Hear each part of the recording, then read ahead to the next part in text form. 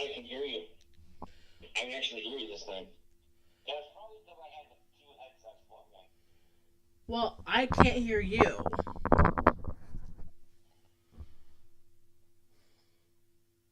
one. Can you hear me now? No. I can hear you loud and clear. Okay, hold on.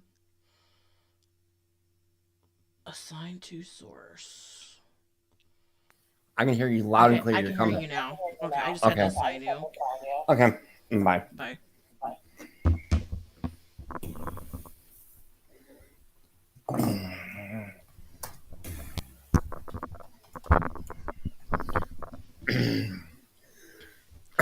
Okay, why do I not? Okay, let me refresh chat. Because it is Are, not. are we live? Okay, let's see here.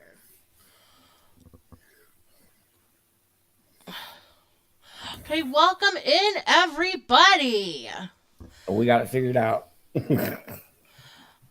I don't know why it is not letting me.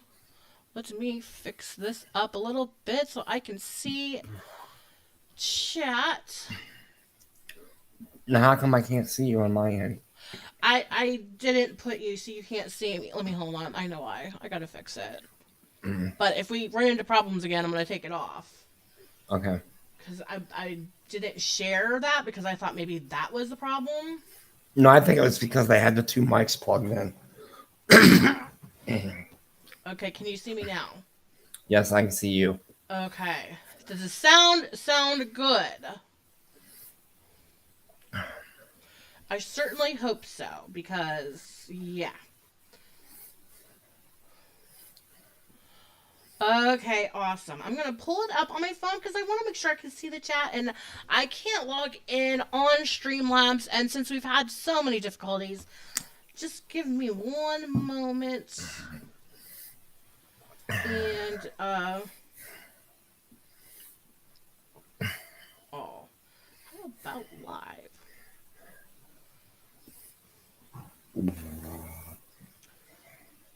Okay, I don't need that mouse anymore.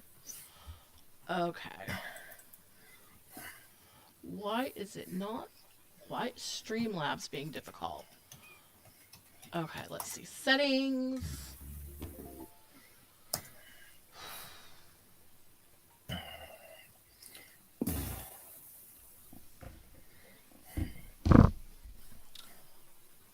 Live streaming is not available right now.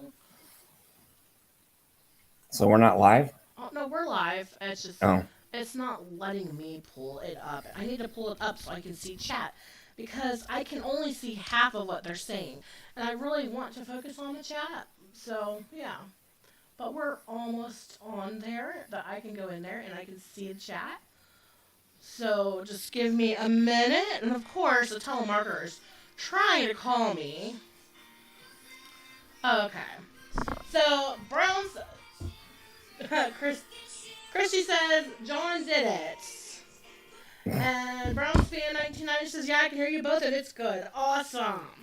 Hopefully, one of these days, we will get it all figured out.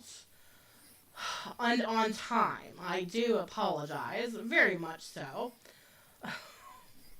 Hopefully, one of these days, we will get it all situated. Okay, let me move you all over there. Got everything figured out. All right. So, how are you doing? Hello? Doing pretty good. Okay. Make sure you're looking at the camera. Because right now, I am. you're looking at a wall. No, I'm looking at my laptop over here. I'm pulling something up real quick. Okay. Well, how are you doing today then? What's new? Doing not much. Glad the cold weather's gone. Yeah, me too. Last week was not fun. I kept falling and this was not good. Yeah. So glad. And I was actually able to get out of the house without having to worry about falling. So, how is chat today? I hope we're all excited to hear about, well, I don't want to say excited. I hope we're all interested to learn about the Columbine case. Or maybe if you do know about the Columbine case, maybe you'll learn something that you didn't know before today. Because that's the case that we're doing today. Isn't that right, Yes. John? Yes. Yes. And this is a excellent book. If I can get in the camera. Yeah, you really Um, need to get in the camera because you're not in the camera right now. Now you are. I need to. There we go. Yeah. I would suggest everybody pick this up. We're going to explain why later, but we're going to use this as a guideline. But we'll get into that later. But this is the name of the book is actually The Truth Behind Death at Columbine, or it's no easy answers to truth behind death at Columbine. And it's written by Brooks Brown and Rob Merritt. Excellent read.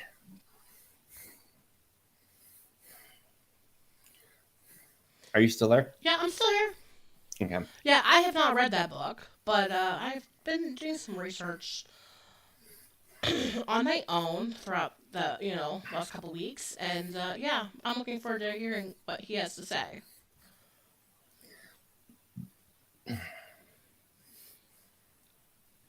Actually, Christy, get in here because we can pass the mic to each other.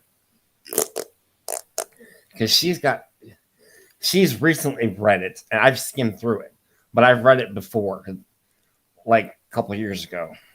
But she just recently read it. So, Christy, I know you're in chat. Come into the dining room. We can pass the mic to each other.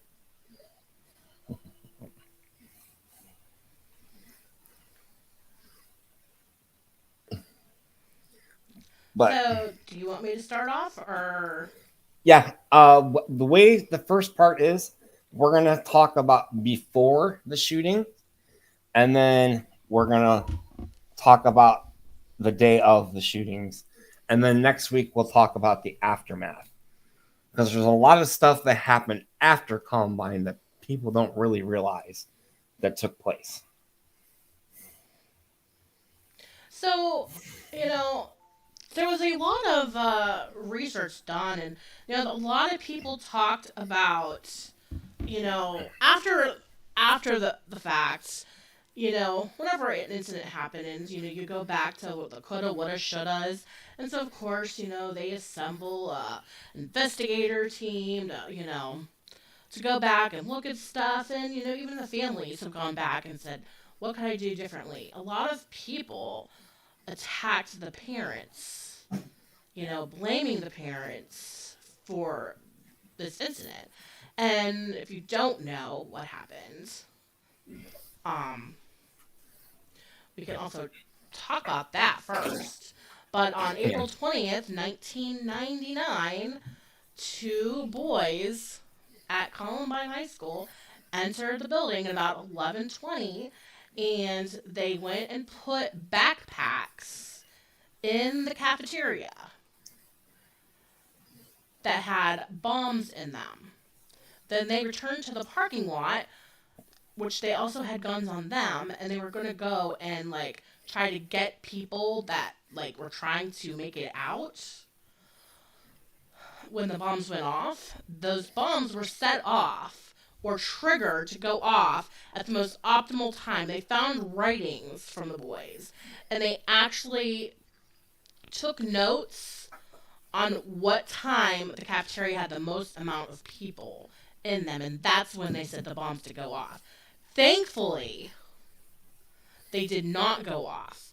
And when they didn't go off, then the boys went back into the school and they started shooting in the cafeteria. Before they went into the school, they actually set off some bombs in the parking lots.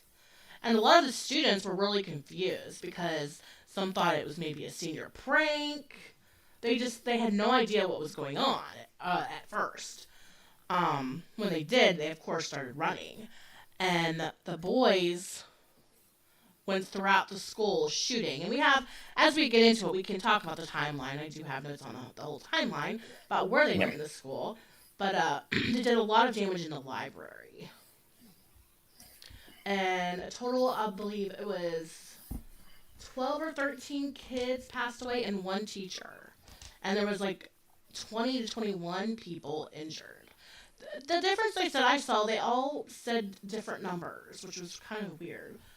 But yeah, it was always 12 or 13 that I saw that were killed. Do you have anything to add? 12 students, one teacher. Yeah, I know it was one teacher. Well, on one side I went on, it said 13, so. And that was And that actually was, CNN that I went on, I believe. I'm looking on CNN right now. It said 12 Okay. students, one teacher. Or maybe it was another site. Actually, I do have a list of the names, and I think it would be a good idea to read them. Only because, we don't. But we're jumping the gun. We'll get Well, to that's that. true. But, Let's talk about pre-Columbine. okay. And we'll show our age. How old are you? I'm 45, I believe. I'm 43. Well, I'll be 43 in June. Okay, then I'm We're 45. I can't remember how old. Come on, you should You're know 2 that years now. older. I don't know how old I am. I don't pay attention to how old I am anymore. Once you get past a certain age, you don't worry about how old you are. Right. Or you just don't remember. See, we lived in the age of pre-Columbine and post-Columbine. Yep. But Pre-Columbine, you didn't go to school. Right, exactly. I don't know what it's like to go to school post-Columbine. Oh, I do.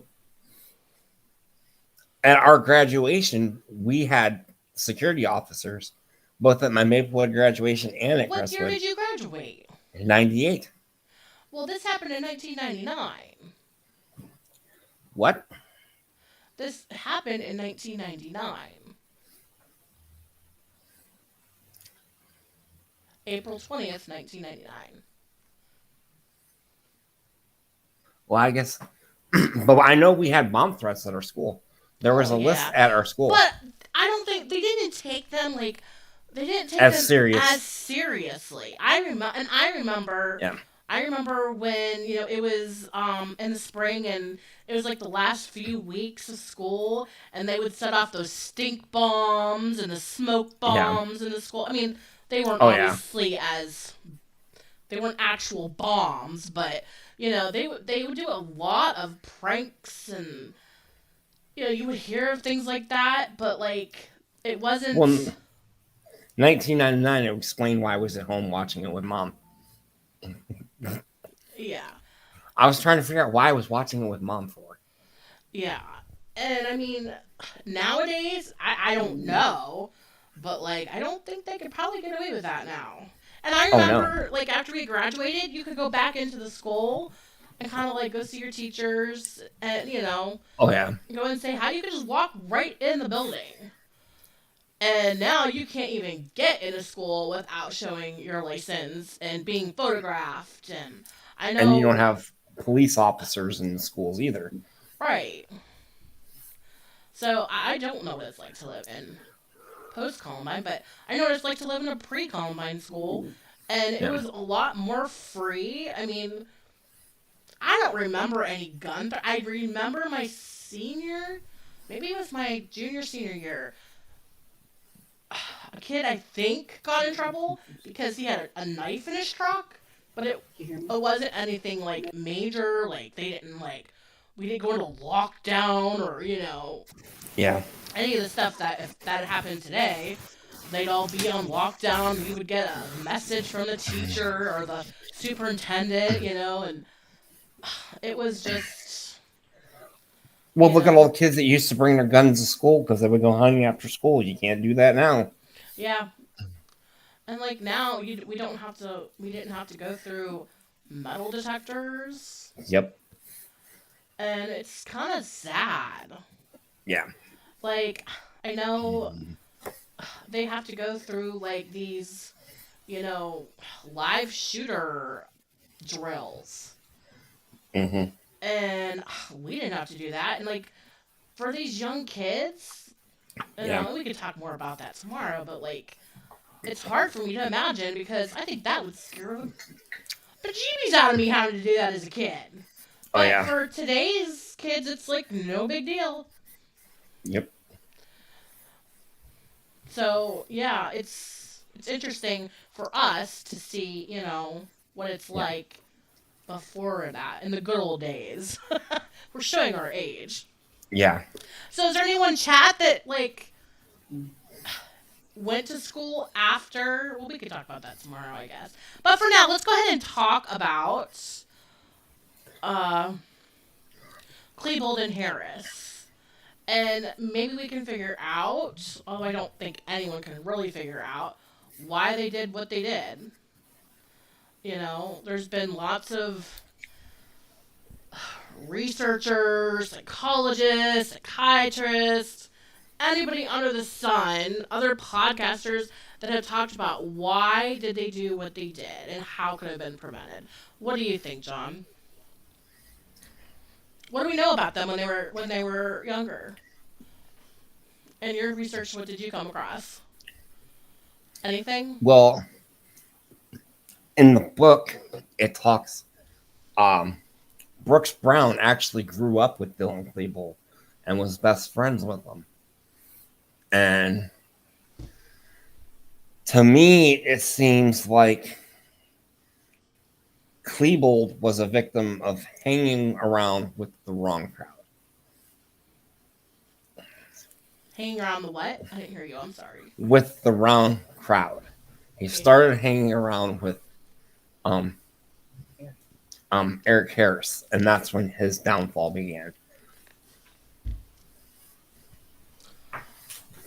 Both. From my Oh, go ahead. from my research, Eric Harris was like nuts. A1 nuts. Christina says mental health is still a serious problem. It is. And that's something Here, too I'll we let can her talk about tomorrow. here she can. I'll let her talk for a little bit because she, like I said, she's fresh from reading the book, so she knows more about like growing up as a kid. So here she is. Okay. In the camera. Wait your chair.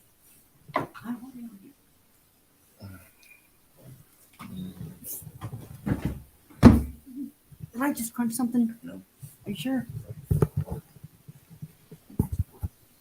Howdy, sis. Hello. Now, what I got from the book that John is telling everybody to read is that, was it Dylan Klebold, you said, that started hanging around with Eric Harris? And Eric Harris had serious mental health issues, I think, with all the hate and everything.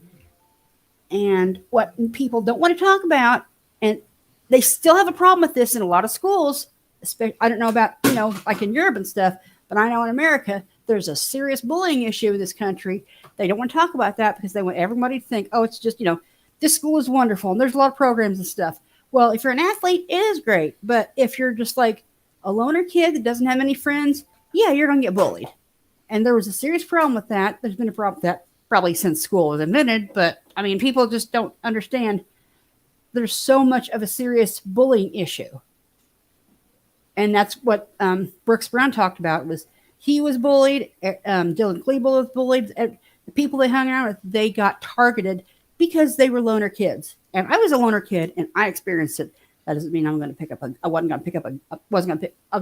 gun and shoot people. But if you were hanging around by yourself, you got targeted, whether you're a boy or a girl or whatever nowadays. It doesn't matter. But that is the thing that they didn't want to talk about. Brooks Brown talked about it very clearly. He said, we were bullied, and these people that thought they were great, these athletes and people that were popular, got away with so much. And there's the mental health factor, too. Like I said, with the hate and everything, they had so much, they turned on those two kids fed on each other's hate. It was so, the way I read about it is terrifying. And Brooks Brown's parents went to the police when they found the web pages about wanting to kill Brooks Brown and kill these people and everything. They wanted to blame it on music and other stuff. It had nothing to do with music. I don't believe that at all. I believe that these kids were not checked by their parents, weren't checked by teachers. They were just totally ignored with the problems. Just, let them go, whatever. And they had so much hate built up inside them. It's awful. That's an interesting approach. I did a lot of digging and looking, and like initially, right after the incident happened, they did say that these boys were part of the trench coat mafia, and there was a big rumor that went around, but it wasn't true. No, it They wasn't. they researched that. They interviewed every person that they could think of that had any dealings with these boys. And they had, social interactions with these people. But this trench coat mafia thing, it really wasn't, a mafia, or it was just like probably maybe more of like, I don't want to say a clique per se, but just, they probably were just, they wore the trench coats, but it wasn't really a group per se of people. Yeah, just them two boys. I mean, there were like individual like loner kids, but those two kids got into that dark mindset. There was no trench coat mafia. There has to be more than two people for a mafia. I'm sorry, whether you're talking about the Yeah. Italian mafia Well, or there trench coat actually mafia. was a trench coat mafia type thing, but they really weren't part of it. No, and But that's what when they probably saw the boys, that's what they probably just kind of assumed because they were wearing the trench coats. yep. But that was something that went around on the media in the early days, and that wasn't true. I mean, the interesting thing that I read, and I actually watched an interview with Brooks Brown's parents, and they said these boys, Klebold specifically, because he was the one that was friends, I believe, with Brooks Brown. Yeah. He said he was a good kid. I mean, granted, they had a problem. Obviously, he put a hole in the window with a brick, and that's kind of when things kind of went. There was like a fracture. Fractured their relationship with that boy, and he started hanging around with Eric Harris, and like I said, they fed on each other's hate so much. Yeah. And Eric Harris is, just he didn't like anybody. He, hate the world and stuff, and I'm going to show you people and everything. There was no mafia. It was them two boys feeding off the hate for society, hate for the school and everything. And it's just awful.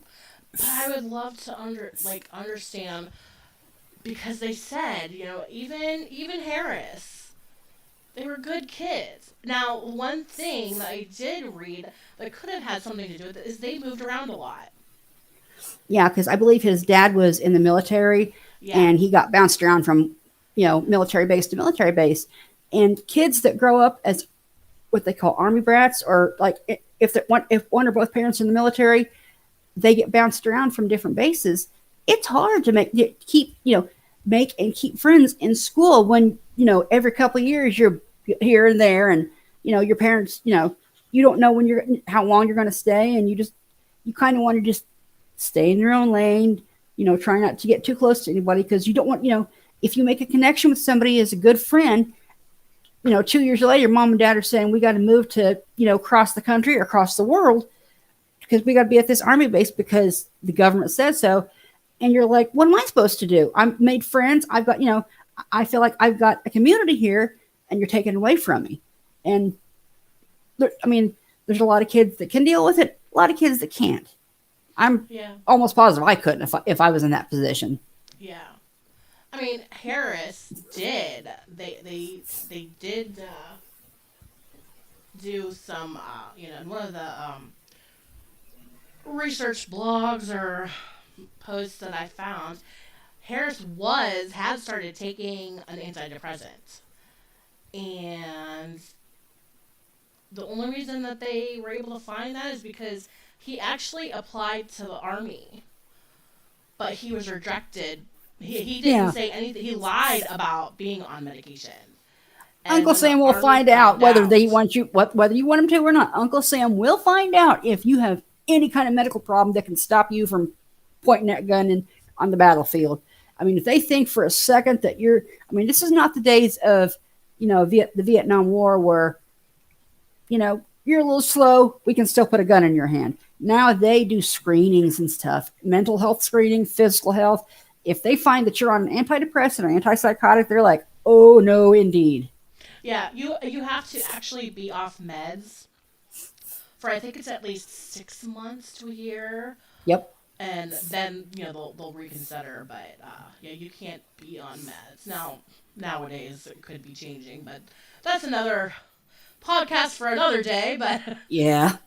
yeah. So I mean, but again, even though he was on meds, even though I watched several interviews with Dylan Klebold's mother, and she talked about like all these warning signs.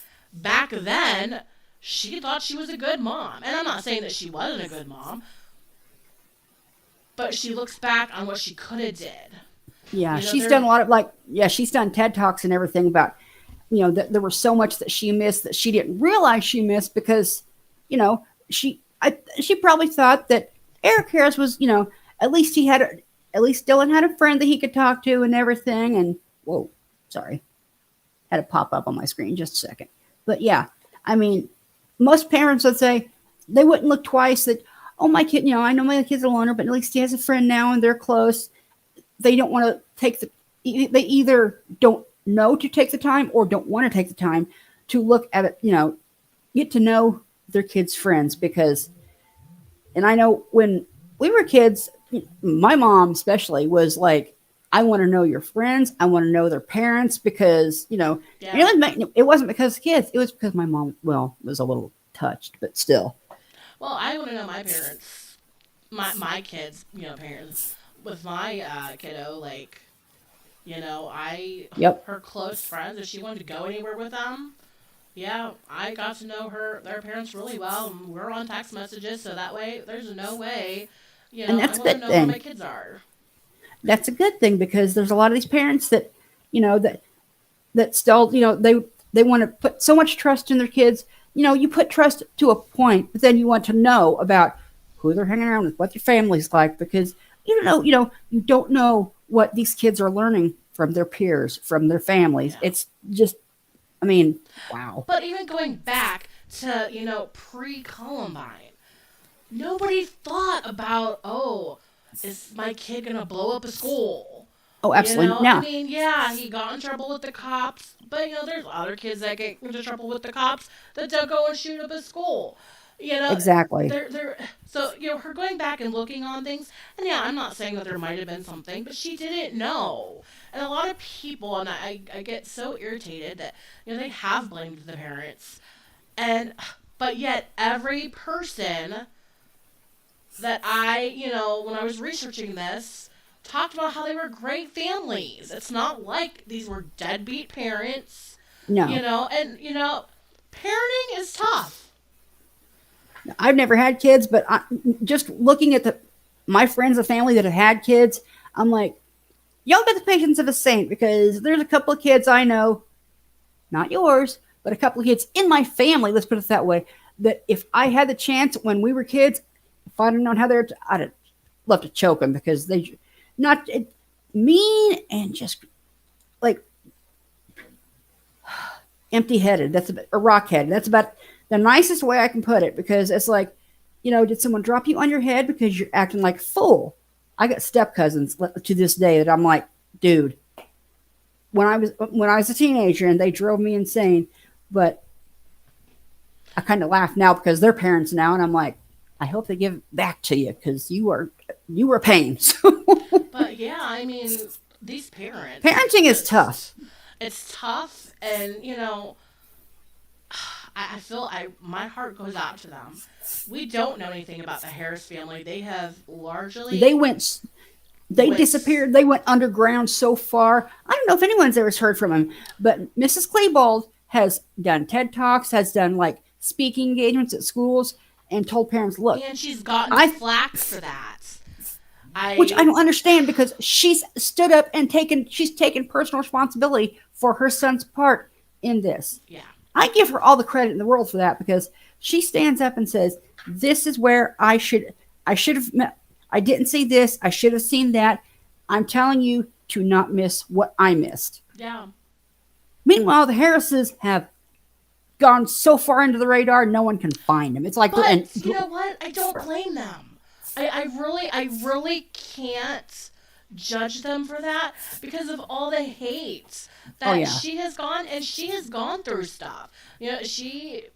She didn't come out of the woodwork, so to speak, until like probably 20 years after the fact, and I don't blame her. And she still, is dealing with she misses her son. And I'm sure other people are looking at her like, well, how can you miss that murderer? But that's her son. No matter what he did, that's her son. And she And lost a son that day, just as well as the other ones. yeah, I And mean, for her, my Dylan heart Klebold and breaks. Eric Harris, they didn't just hurt the community. On a personal level, they hurt their families. They hurt their mothers. And I don't, I've had trouble with my mom in the past with, other personal stuff. I could not fathom hurting my parents that bad because I love my Yeah. mom and I love my stepdad. And I'm just like, I don't, it does literally does not compute with me about how they could, like I But said, in the videos, they did make a video saying they were sorry. So, I mean, not that I want to give any positivity to these murders, but there's things that made them snap. oh yeah, for And, sure. and I mean, they planned this for like 3 years.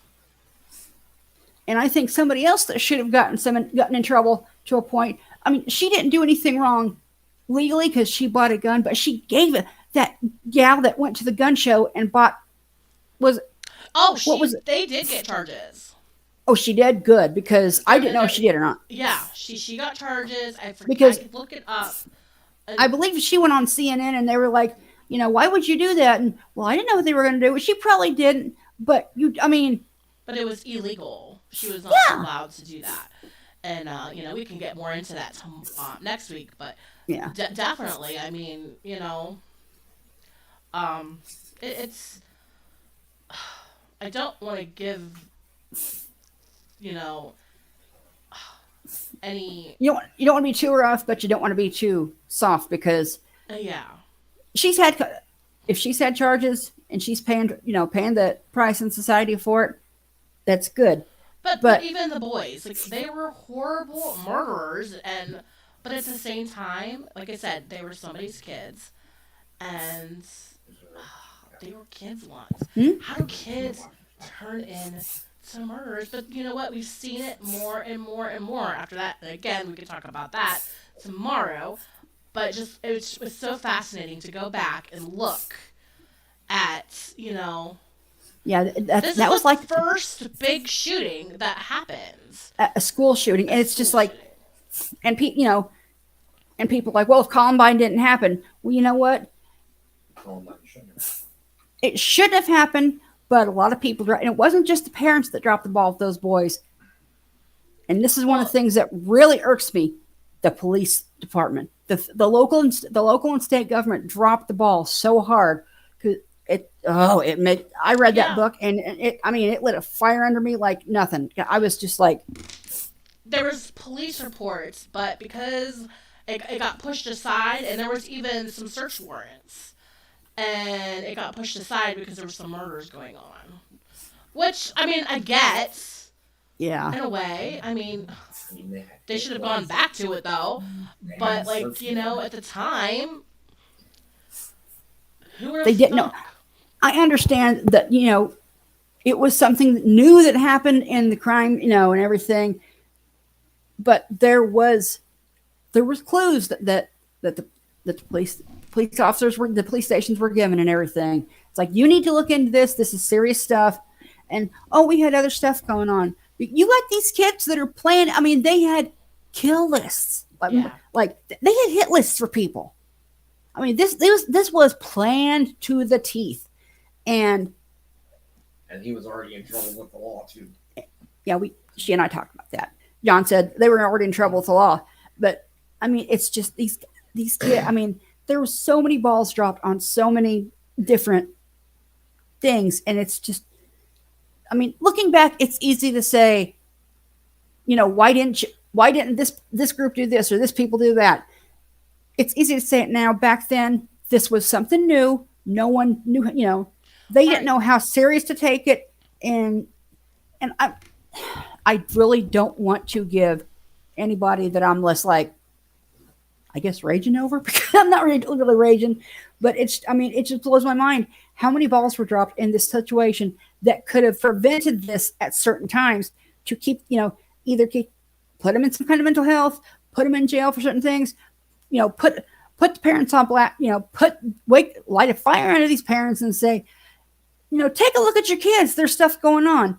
And I mean, these kids were going down to the basements and making these tapes. But the It's crazy nuts. thing about it is and Sue Klebold talked about this after he had that run-in with the brick thing, and the cops were called, and she gave him the runaround. I mean, she like went laid into him. She Oh yeah. grounded him. She took stuff away, and she said, "You have to prove to me, if you want your stuff back, you have, just like any parent would." And she Yeah. said he did. He said a few months before this incident happened, he seemed perfectly fine. Yeah. But then and here's the thing, and here's what she said. And you can see it, go online, you can look at the journals.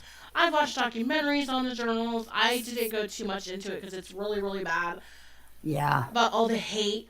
And that was in his journals. And you know what? Parents, go look at your kids' journals. Because, I mean, I know this firsthand from one of my teenagers, not the one in the other room, but you know what?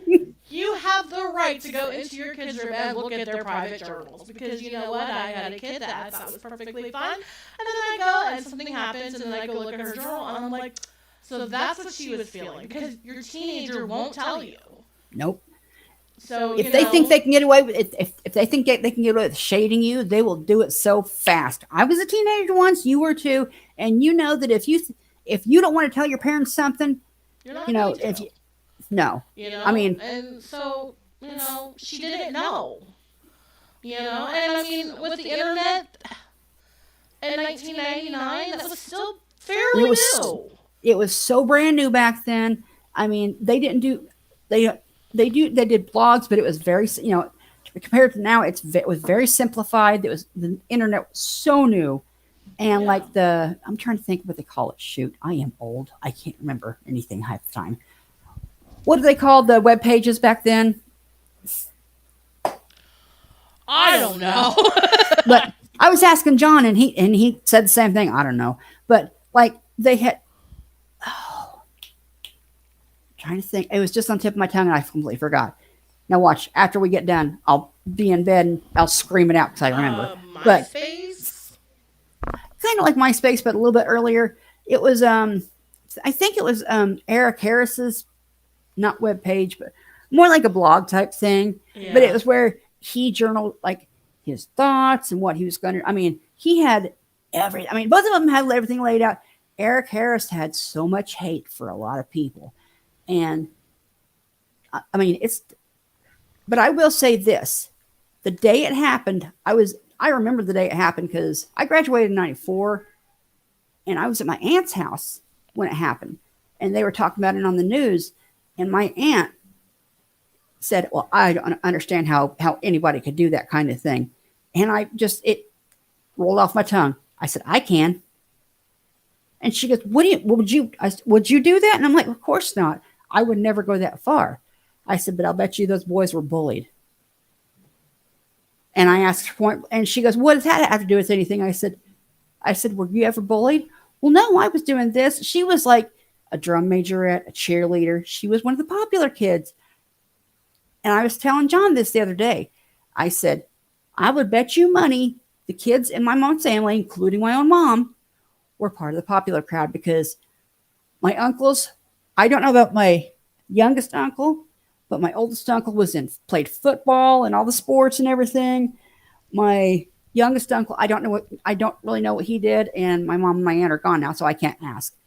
But my aunt was a cheerleader and a drum majorette, so she was like part of the athletics part. And my mom was just like, well, to be honest, my mom was a stoner and she skipped school all the time, so she probably had her own little group. But they were all popular kids. They had their own cliques. They wouldn't understand bullying. And I told John this morning. I said, "I bet you money they were bullies because it's hard, if you're not being bullied, but you're part of the group that is bullying, you're condoning it on a certain level. Yeah. And I was bullied in high school because I was a loner. I didn't like talking to anybody because I had stuff going on that I didn't want to share. I had 2 friends in high school. One I still talk to this day, and the other gal I think lives in Missouri now, and I talk to her sometimes on Facebook. But I mean, out of the little podunk high school I graduated from, I had 2 friends. And it's because I didn't trust anybody. But like I said, I would never pick up a gun and, go spraying people with it. My God.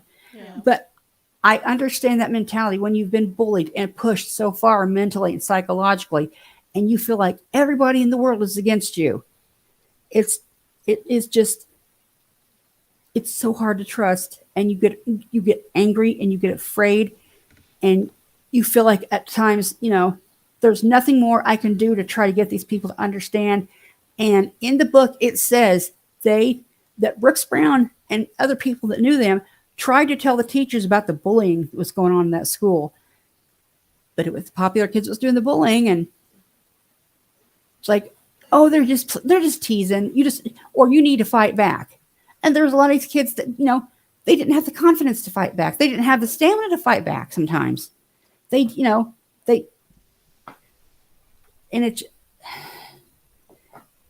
mean, to this day, I hear kids talk about, well, I tell the teacher if this person does that and everything.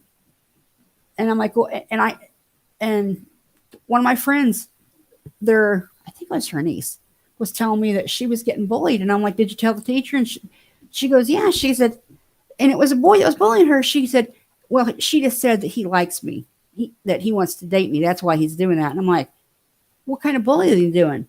Pulling her hair, pushing her in the hallway. And I'm like, if that's a sign of somebody liking you, I would be so shut off. No, I would tell him, back off. You are scaring me to death. Because if that's your way of showing affection, I'll pass. And them boys, Eric and Dylan, they got pushed around. They got, a couple of them got beat up, and it was always the jocks that did it.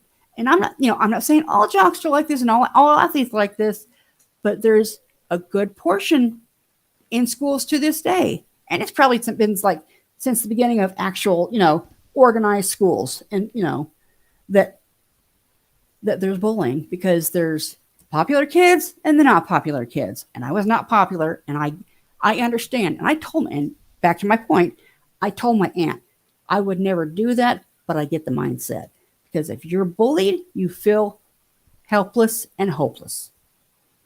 And I couldn't make her understand until like about a couple of years ago. She was talking to me.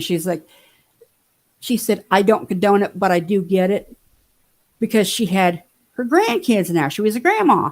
And one of her grandsons was telling her that he was being bullied in school. And she was like, it didn't dawn on her about her own kids until her kids had kids, and when they were in school that their mom and dad went to, and they came to her and, Grandma, this kid's shoving me around and everything. It's not cute. It's not flirting.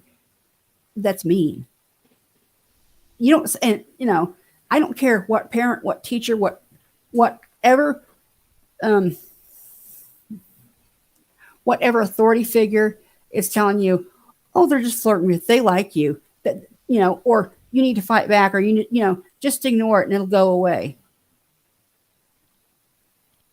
Can you tell I still have trauma because of that stuff? But yeah, I mean, these 2 boys, like, I some of the stuff they did fine, Just read from the book. What? Brooks Brown said maybe it's the times that we're living in where both parents work, and they learn their reality by watching TV and listening to music. Then you need to tell. Hold on. I'm gonna switch to John. Hello. Yeah. In a portion of the book, Brooks Brown brings up an interesting question. And I mean, he even says in the book, people don't want to talk about it because we just want to blame these kids as psychopaths, crazy people, blame it on the guns. And he's like, we need to really talk about it and figure out what really was wrong with these boys. And he proposes an interesting thing. And I think it's worse now than it was back in 1999. And that theory is we live in a society where both parents have to work to provide for the family. So therefore, they're not paying attention to the kids. So therefore, the kids learn reality from television, movies, music, pop culture. And that's where their reality came from. That's true. And I mean, I think it goes to the mental health side. Yeah. And, Klebold wanted to kill himself. Yeah. I mean, in a lot of his writings, you know, apparently he did like some girls, but it was unrequited love, that he was just in love with them. He even wrote letters. One of to them the went to the girl. prom. Yeah. One of them went to the, was it Klebold? I believe it was Klebold, yeah. Yeah, I went to the prom like a week before. And I mean, so, We'll go along, get along. and, we actually have a lot more information on Klebold than we do Harris. But that's because Eric Harris's parents is like disappeared. yeah. And like I said, I kind of don't blame them. I really don't. But I like Klebold's mom. I mean, she's standing up and she's taking responsibility and says, look, I should have been there and known more about my son. And I would have known the warning signs. But from my understanding, all the weapons were kept at Eric Harris's house. Yeah, I don't know. According to the report, the investigation, Yeah. and this is allegedly, it says Harris and Brooks, and I'm quoting, later reconciled their friendship, and on April 20th, 1999, Harris allegedly told Brown immediately prior to the shootings to leave the school because Harris liked him. Yes. And that Eric Harris or Brooks Brown was the first person to see them at the shooting. He even said it in the book. That was the last words that he heard from Eric Harris is, I like you, leave. Yeah. Which brings, we'll talk about it next week, because Brooks Brown is actually a big victim in this too. Because he was actually accused of being part of the shootings. He was investigated as being part of the shootings. Yeah. And a lot happened to him after, and we'll talk about that next week. Yeah. We can actually... But, I mean, the whole thing, I heard you guys talking about, the whole thing could have been avoided if they would have searched Eric Harris's house. I blame the cops 100%.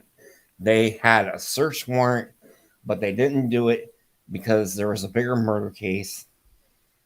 And even Brooks Brown's parents told him, you need to search his house. Yeah. Because they actually taped a tour of Harris's bedroom and showed off all weapons and bombs. Yeah. And they did dress rehearsals. Yeah. I guess Brooks Brown's parents wouldn't let Eric Harris over at their house anymore because of what happened. And Eric Harris actually went over there to try to make amends and said he was sorry. And Brooks Brown's mom was like, I don't want you here. And he's like, what, you don't believe me? And she's like, no. And I guess he got real, like, what's the word I want to use? Heated. Heated, and actually punched his windshield. and got in the car and drove away. Like, she did not want him over her house at all because of all this stuff that was going on. Yeah. I mean, like I said, if they would have did the search warrant, Brooks Brown's parents, I mean, pushed for it, this whole thing could have been avoided. Yeah. That's just one thing I blame the cops on. There's a lot more that I've done my research on that I believe the cops fell short.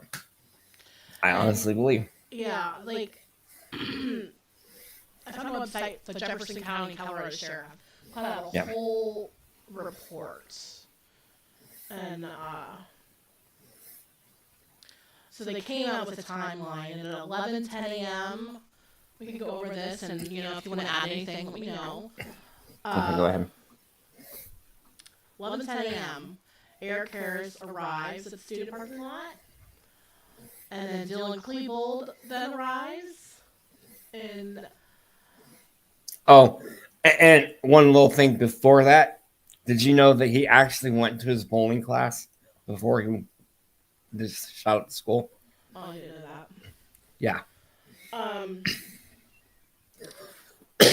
So Harris speaks to one student briefly, and then according to that student, who I'm going to assume is Brown, Harris tells him to leave the school because he likes them.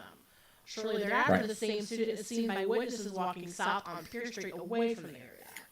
Now, the reason, and this was done by an interview with Brooks Brown, the reason why Brooks Brown actually talked to them is because he went outside to smoke a cigarette, and he seen them because he skipped, I think it was a philosophy class, and they had a big test. It was a big part of his grade, and he went outside to smoke a cigarette, and he seen them, and he's like, dude, you missed the test of philosophy. Where were you at?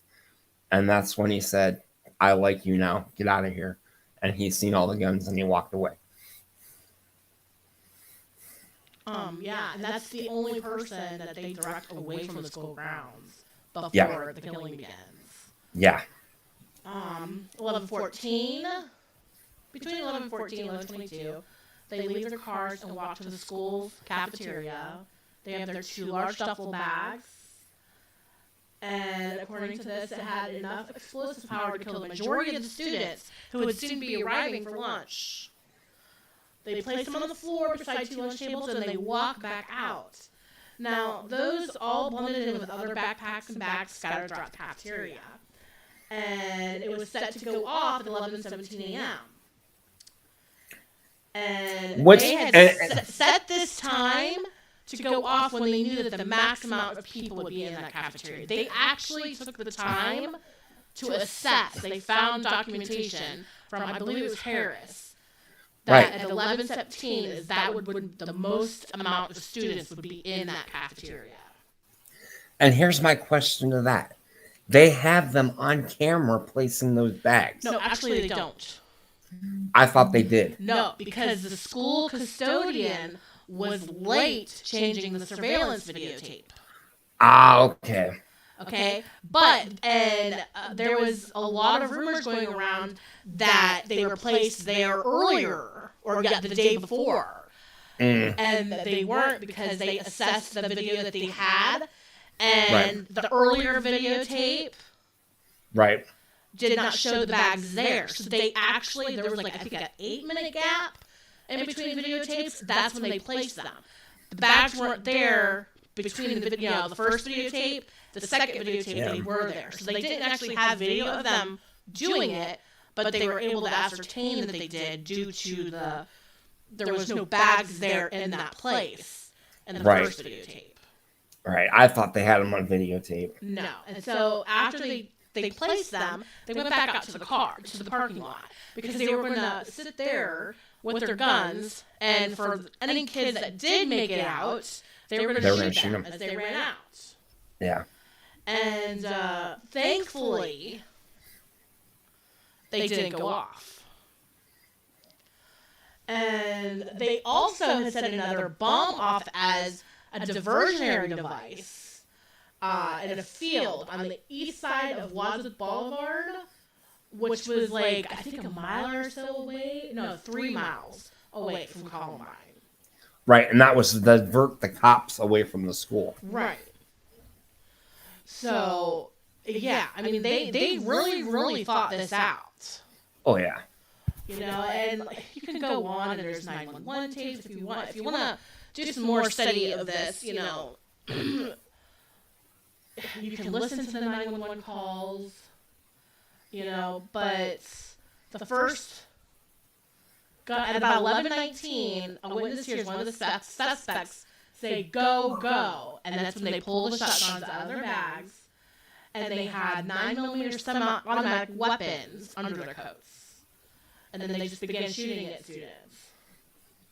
And, you know, at the time, this was the worst U.S. school shooting in history. At the time. Obviously, it's not now, but it was. You know. Now, I believe the first victim. Hold on. Can you get my mouse on the ground? I need to look up the name. It was Rachel Scott and Richard Castaldo. They were actually outside eating their lunch.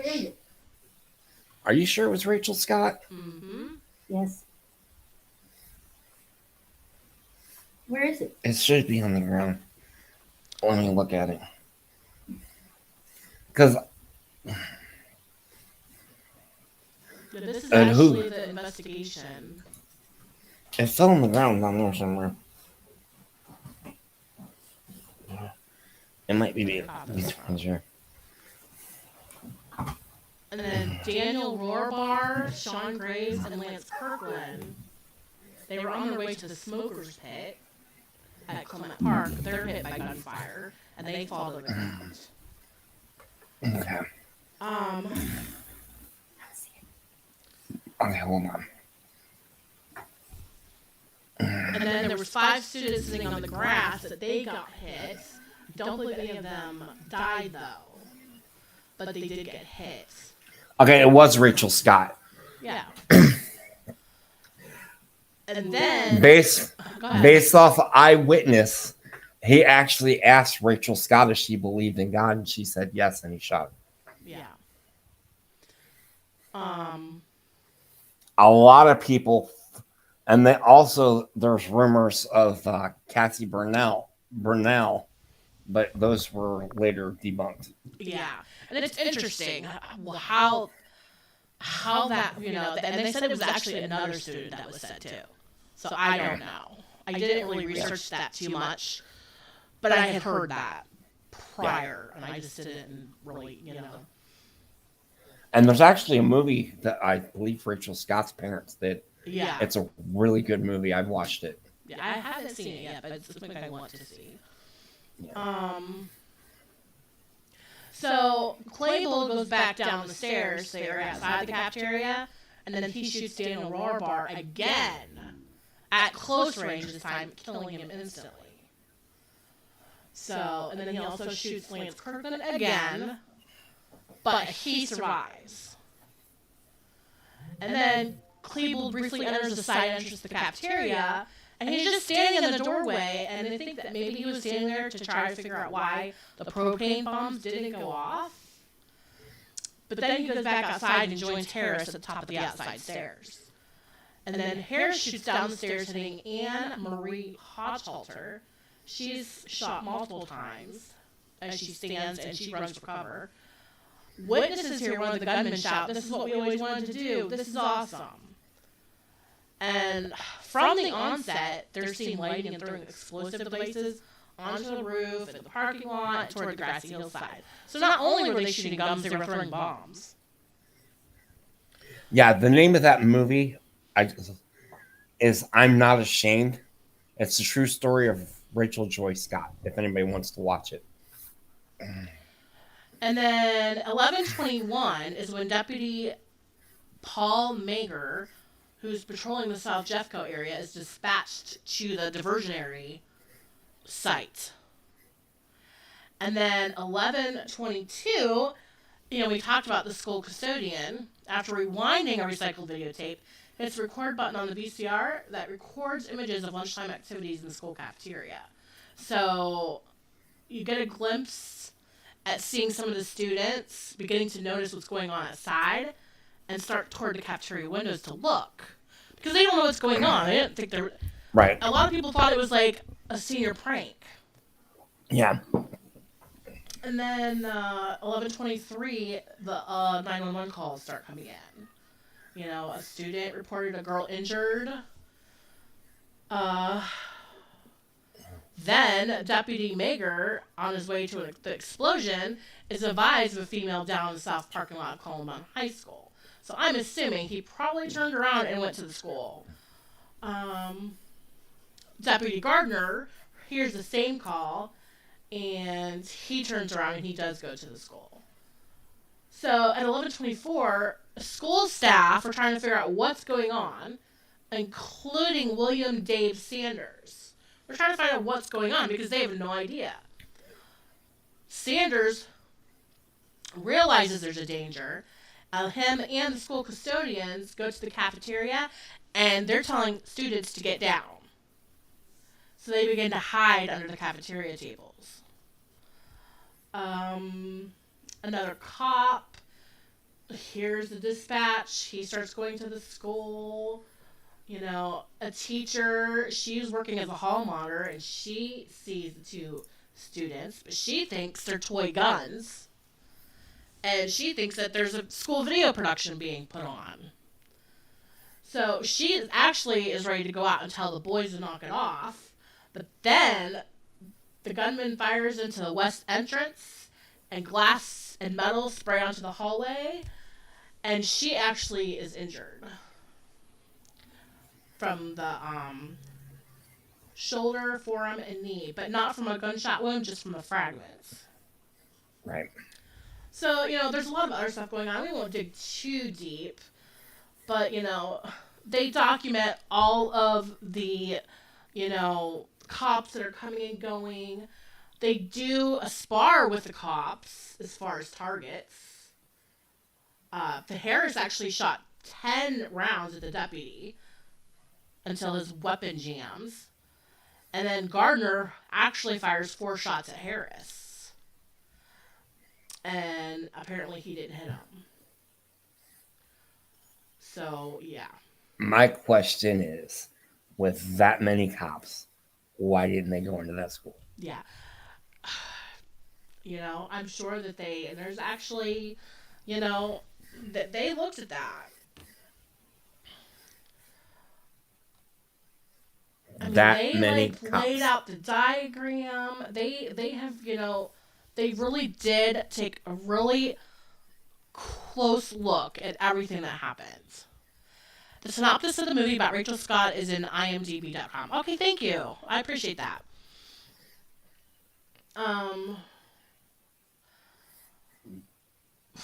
So again, now how long were they in the library shooting?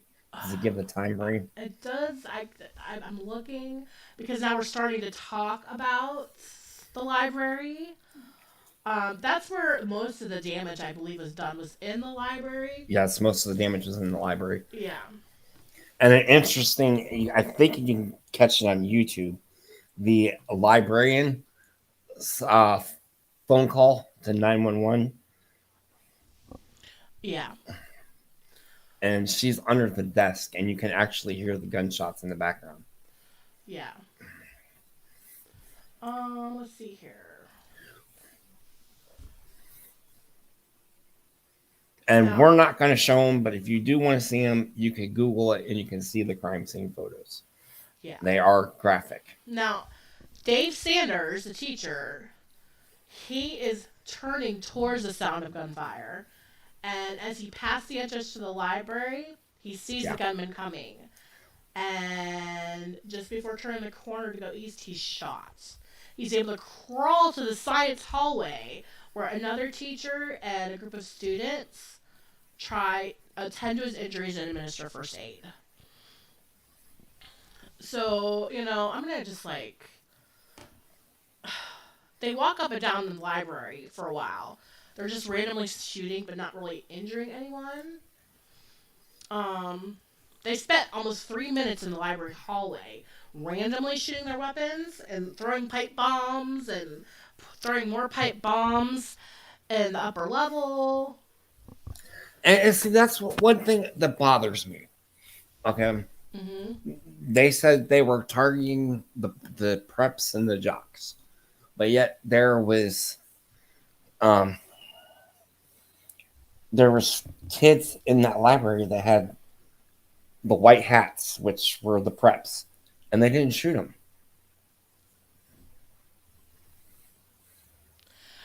Well, here's the thing. I think it was so chaotic. I don't think they cared who they killed, to be perfectly honest with you. It had to have been so chaotic. They were laughing. I don't really think they were paying attention to who they were shooting. And there was another student in the library that they told him to leave. I can't remember his name, but I watched a documentary on it, and uh, it was a nerd, and they basically told him get out of here. Yeah. And then he said that he heard gunshots as he was leaving. Like he said, he bolted towards the door, Yeah. but he was afraid that he was going to get shot. Yeah, and while they're in the library, the teachers are telling them to get under the desks. Yeah, And on the 911 call, there's a recording where they hear a male voice as they walk into the school library that says, "Get up." yeah, And then that's when they just start killing the students. Um, they were also taking fire from law enforcement and returning the fire to Harris and Klebold. Um, it says here in 7.5 minutes, 10 people are killed, 12 more are wounded, and there are a total of 60 people in the library. 34 escape injury. So yeah, that had to have been scary. yeah. I mean, it had to have been terrifying.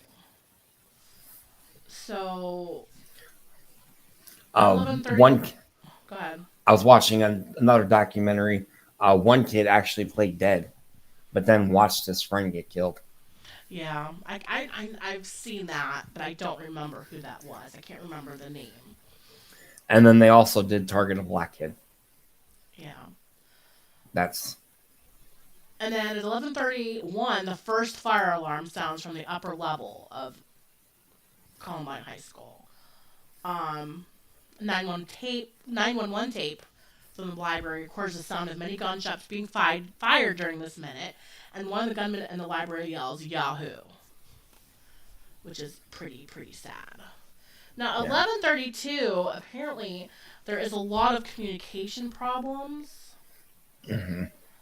within the police because one thing that happened at one point they actually thought there was 3 shooters because kids reported there was 2 kids with the black jackets, the Yeah. trench coats. Yeah. And then they were talking about a kid with a white t-shirt.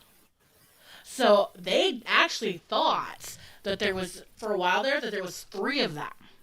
But what happened is they took their coats off. Mm. So that's why they thought there was 3. Mm. When really there was only 2. So, yeah. At 11:34, the suspects moved to the center section of the library. And at 11:35, the last victims killed at Columbine. And then between 11:36 and 11:44, they go to the science room. And several students see the suspects shooting into empty rooms. And they tape an explosive device on the storage room door next to the area where the teacher and several students are hiding. That Dave Sanders. Witnesses say the gunmen do not appear to be overly intent on gaining access to that room. And they could have shot the locks on the doors, but they don't. They kind of just seem like they don't know where they want to go. Yeah. And at 11:36, more pipe bombs are flown. or thrown into the cafeteria from the library. And then again, they get confused because they say the suspects, they're the last being a white, red, and blue striped shirt up on the roof. Which, I don't know where they got that, and it could be because they took their coats off. So they're thinking it's somebody else. And more pipe bombs are being thrown. And I don't know why. But I'm not sure what time. But at 11:44, they leave the science area and go to the cafeteria. And then they try to shoot the propane tanks that didn't go off. But it still didn't explode. And then a witness hiding in the cafeteria hears one of the gunmen say, and I quote, "Today's the world's going to come to an end. Today's the day we die." So I'm trying to figure out. I wrote it down because they're just still all in the school, and then they go to the office, and then the day that they die, where did I write that? So they were just kind of being very random for the next few minutes.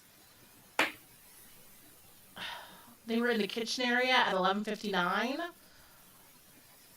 And then they go back to the library at 12.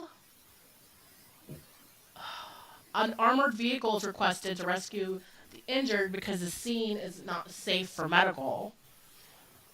Yeah, because they were shooting at the ambulances. Yeah.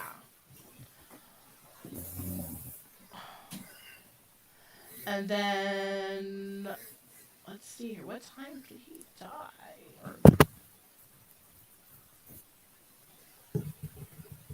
Okay. 12:08. Shortly after the last gunshot is fired from the library window at law enforcement and paramedics, they kill themselves. So at 12:08, it's over.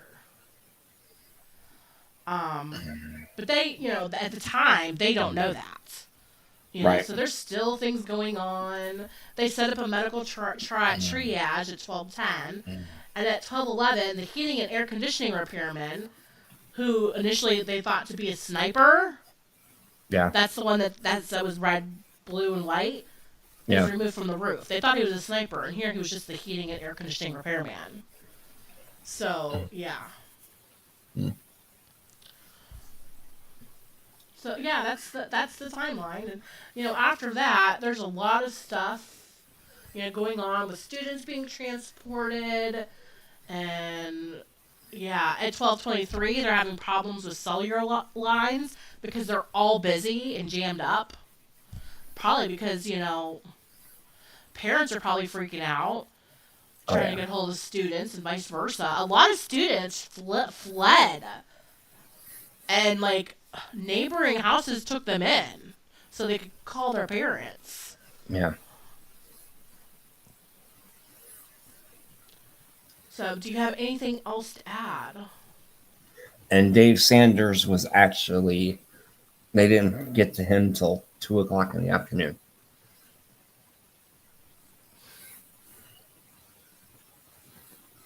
And then he died. Yeah. Yeah, they all the way up till... How many more could they have saved if they would have went in earlier?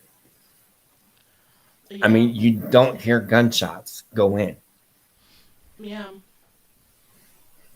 But again, we're talking about a pre-Columbine era.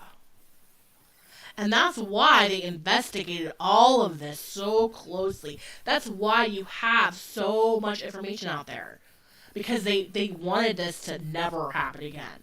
Obviously, it has. But,